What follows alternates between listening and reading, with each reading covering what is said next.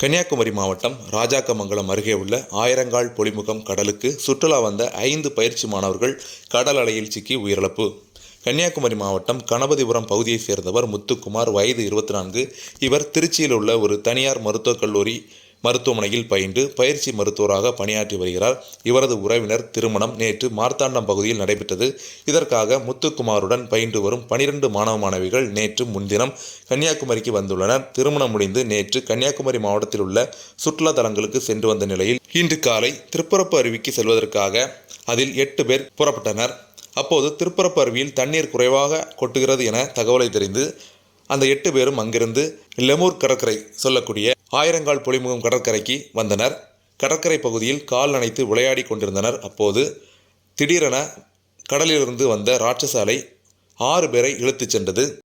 இதை கவனித்த நண்பர்கள் கூச்சலிட்டனர். உடனடியாக அருகாமையில் இருந்த மீனவர்கள், போலீசார் விரைந்து வந்து காப்பாற்ற முயற்சித்தனர். ஆனால் அலை அதிகமாக இருந்ததால் அவர்களை உடனடியாக மீட்க முடியவில்லை. பின்னர் சுமார் 1 மணி நேரமாக இந்த தேடுதல் வேட்டை நடைபெற்றது. இதில் ஒருவர் உயிருடன் மீட்கப்பட்டார். மற்ற 5 பேரும் சடலமாகவே கண்டெடுக்கப்பட்டனர். இவர்களின் பெயர் விவரங்கள்: பிரவீன் ஷாம், வயது 24, ஒட்டஞ்சத்திரம் பகுதியை சார்ந்தவர். காயத்ரி, வயது 25, நெய்வேலி பகுதியை சார்ந்தவர்.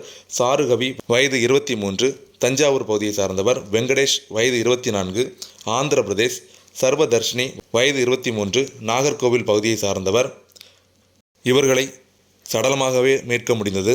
இதில் பிரீத்தி பிரியங்கா, பெரியகுளம் தேனி பகுதியை சார்ந்தவர், மீட்கப்பட்டவர். நேசி, வயது 24, கரூர் பகுதியை சார்ந்தவர், மீட்கப்பட்டவர். சரண்யா, வயது 24, மதுரை பகுதியை சார்ந்தவர். மீட்கப்பட்ட அனைவரும் ஆசாரிப்பள்ளம் அரசு மருத்துவக் கல்லூரி மருத்துவமனையில் சிகிச்சை பெற்று வருகிறார்கள்.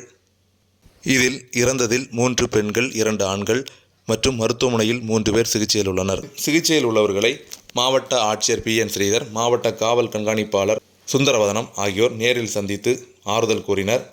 அவர்களது பெற்றோர்களுக்கும் தகவல்கள் தெரிவிக்கப்பட்டுள்ளது. சுற்றுலா வந்த இடத்தில் 5 பயிற்சி டாக்டர்கள் இறந்தது சோகத்தை ஏற்படுத்தியுள்ளது.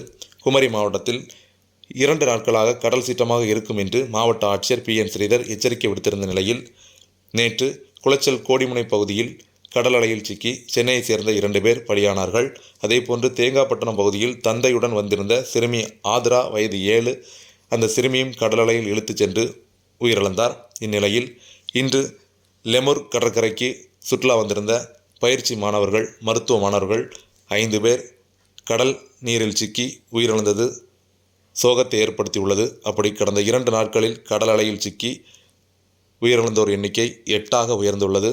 இது பெரும் சோகத்தை ஏற்படுத்தியுள்ளது. உள்ள யாராவது போனாங்கன்னா கூட அந்த கடல்